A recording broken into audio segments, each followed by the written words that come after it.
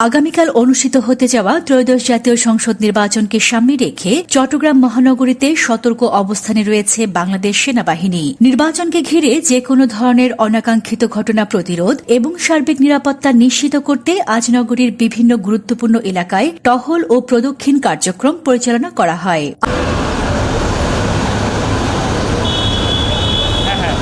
আজ দিনভর সেনাবাহিনীর সদস্যরা নগরীর Tiger Pass, Agrabad, EPZ, steel mill সহ গুরুত্বপূর্ণ সড়ক ও কৌশলগত পয়েন্টগুলোতে মহড়া ও টহল দেন। এ সময় আইন শৃঙ্খলা রক্ষাকারী অন্যান্য বাহিনীর সদস্যদেরও সতর্ক অবস্থানে থাকতে দেখা যায়।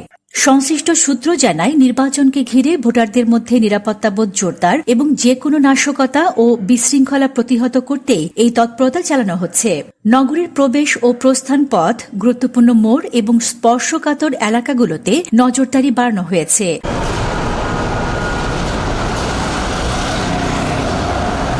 Desk report, news day 24।